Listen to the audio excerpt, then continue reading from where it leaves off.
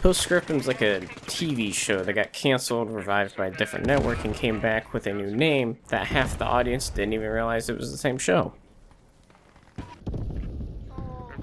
Today we're talking about Squad 44. Why? Well, recently I've been creating some good World War II action, something tactical, something immersive, something where I can shout, "Push the bridge!" at my comrades. So I'm browsing my Steam library, and suddenly I see Squad 44, and my brain goes, I don't remember buying that. Did I get it for free? Did Steam buy it for me? Maybe. I downloaded it, booted up, and suddenly everything made sense. Squad 44 is actually Post Scriptum. The game got rebranded, renamed, reborn, something like that. Whatever you want to call it. But why did this happen? Oh, buddy, buckle up. So before we jump into the name change drama, we need some context. Post Scriptum started as a Squad World War II mod created by a French studio called Periscope Games. This mod was popular, and when I say popular, I mean every World War II history buff who ever watched Band of Brothers flocked to it. Off-World Industries, the people behind Squad, saw it, and I imagine the phone call went something like this. Hey, French guys, this mod's good, real good. Want to turn it into a full game? We'll publish it, give you a little starting capital, give you a date on when to release it, and we'll include some free baguettes. How's that sound? Oh, that sounds good. And on August 9th, 2018, Post Scriptum launched as a standalone game. The game peaked at around 3,500 concurrent players, which for a niche milsim is basically Call of Duty numbers. People were drawn in because the maps were insanely accurate.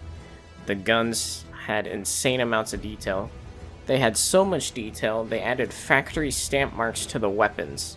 That's dedication and a cry for help all in one. And it ran on the Squad's framework, which a lot of these players were familiar with. They focused on Operation Market Garden and the Bloody Seventh, giving players historically accurate recreations of 9 battle zones. It was immersive, it was gritty, and it was a World War II dad simulator. But of course, it had issues because no indie milsim can launch without making your PC sound like a jet engine.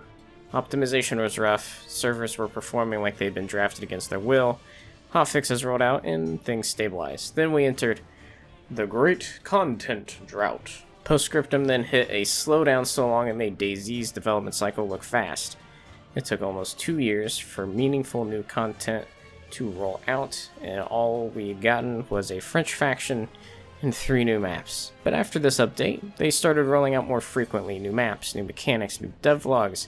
It felt like a comeback montage. For a brief, shining moment, Post Scriptum was thriving. Player base happy, devs communicating, content rolling in. But behind the scenes, oh, things were not great. There's almost no public information on what happened internally. No spicy Reddit threads, not even a Steam review written by Kyle420 Sniper Dad.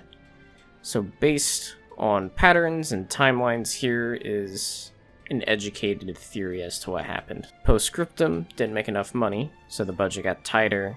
Thus, they had to shrink down the staff, slowing down their workflow. Whatever the exact reason, this part is confirmed for sure. Periscope dropped their final update on January 11th, 2023. And then, almost a full year later, on December 14th, 2023, Off-World Industries acquired them and the game. After the acquisition, Off-World made 2 major announcements. The game would be renamed to Squad 44.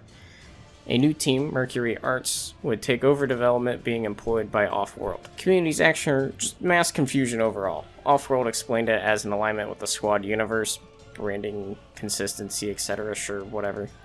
Or maybe they just wanted better SEO. We'll never know. Mercury Arts, to their credit, jumped in and started working, not fast, but steadily.